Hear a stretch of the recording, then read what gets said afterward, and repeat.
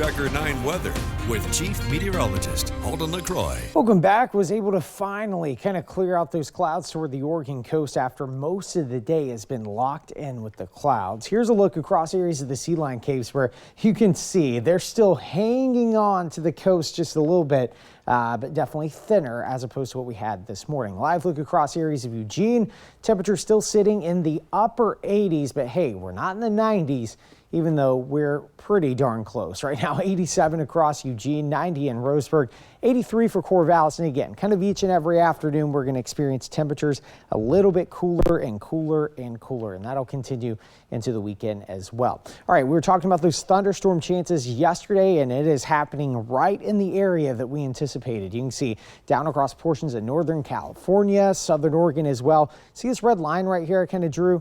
Most activity is going to hold south of that line. It's mainly toward next week that we could start to see thunderstorm chances across our immediate portions of the Cascades. So we need to watch that very closely and also be on alert heading into next week. But man, take a look at some of this activity. Almost 100 lightning strikes just in this area alone, even producing a few severe thunderstorm warnings down there. And that is producing hail, gusty winds, and even the potential of heavy rain down toward Northern California. But it's all a result of the monsoonal moisture that we kind of talked about yesterday. And the setup is we have high pressure across the Intermountain West, low pressure well off the California coast, and that kind of acts as a conveyor belt, kind of drifting that moisture right up into our neck of the woods. And that same flow of moisture will bring the chance of thunderstorms for us and across our portions of the Cascades next week.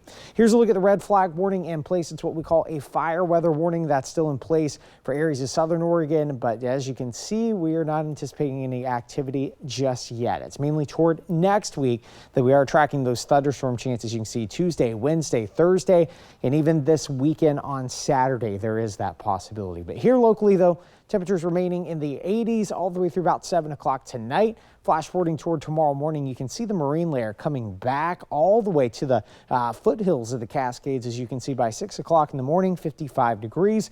Headed out for lunch on Friday, we'll call it about 70, so that's comparative to the 80 that we had at lunchtime today, so a little bit cooler. And in the afternoon, you can see right there, high temperatures at about 83, and all that moisture remaining well to the south on Friday. By Saturday, Sunday, we start to introduce some clouds kind of drifting in from the south, and that's going to lower the UV index just a little bit, but don't let that fool you. Still have that sunblock ready for the course of this weekend and even into next week. Here's next week, by the way. You can see temperatures are going to be warming back up. It looks like the peak of the heat is going to be toward next Tuesday, but we'll take Saturday as a win. High temperatures only at around 80. Here's the Oregon coast. More sunshine building into Monday, and we'll likely get to near 70 degrees. Across the Umpqua, 85 on Friday, 90 on Monday, 92 heading into Wednesday. Across the Cascades, you can see it right here. Next week is a concern starting on Monday as thunderstorms are expected across our portions of the Cascades. For the Willamette Valley, 82 on Friday, 80 on Saturday, but there you go. Cloud cover, the puffy cumulus clouds start developing heading into next week, and that does mean storm chances.